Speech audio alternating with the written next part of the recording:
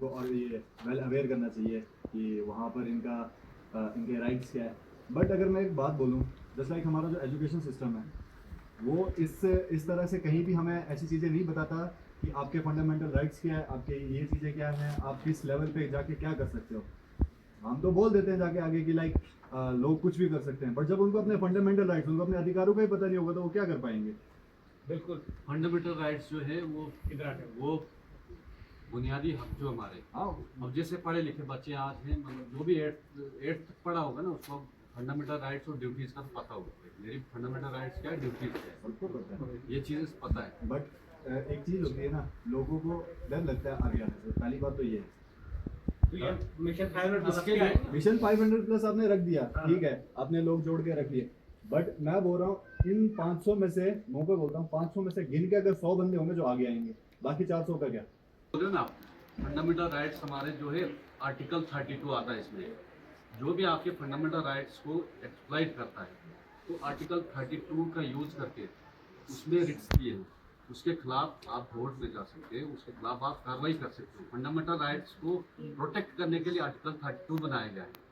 उन अपने हकों को हासिल करने के लिए आर्टिकल 32 का जो वो रिट्स है, उसका इस्तेमाल कोर्ट में जाकर करके अपना बुनियादी हक हासिल कर सकते हैं। नहीं, आपने तो बोल दिया आर्टिकल 32 का आपको पता है, मेरे को पता है, बट अब मैं बोल रहा हूँ यहाँ पर कितने बंदों को आर्टिकल 32 का पता होगा।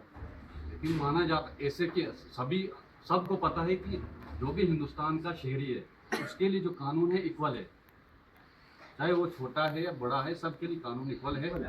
हाँ, तो इसके लिए आपको आर्टिकल जो उसको part and soul of Indian constitution कहा जाता है, कि उस आर्टिकल का यूज करके आपके फंडामेंटल राइट्स को कोई एक्सप्लॉइट करेगा, वो यूज करके उसका आप बेनिफिट हासिल कर सकते हैं। जो भी आपके फंडामेंटल आपने राइट्स तो बोल दिया कि आर्टिकल 32 का यूज करके हम उसका बेनिफिट ले सकते हैं, उनका कोर्ट जाके, पुलिस में जाके, लेकिन ठीक है, जिनको पता है वो जाके यूज ले सकते हैं, अब जिनको नहीं पता इसके लिए मिशन है ना। मैं यही चीज अभी भी सोच रहा था, जो इतने लोग हैं यहाँ पे, इनके अंदर ना एक डर है कि अगर हम आवाज उठाएंगे तो हमारे पीछे कौन खड़ा होगा। लेकिन मैं एक चीज कह देना चाहता हूँ कि अगर सच्चाई पे आवाज उठाते हो, हम खड़े हैं, सबसे पहले हमें लाठी पड़ेगी, उसके बाद आपको पड़ेगी, और इस चीज के लिए अंदर जाने के लिए भी तैयार है।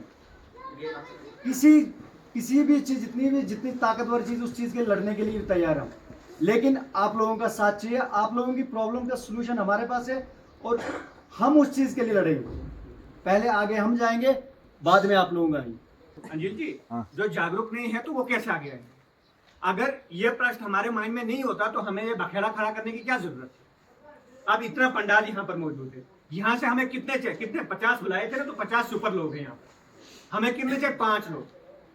50 में से कितने 5 भी सशक्त हो जाए ना इसमें से, तो हमारा कार्यक्रम सफल हो जाए। कितने? 5 लोग भी सशक्त हो जाएंगे, धीरे धीरे सब समझ जाएंगे कि करना क्या है, हमें होना क्या है। सबको हम डरे हाथ सबसे खत्म नहीं हो सकता है। सबसे पहली चीज सच्चाई।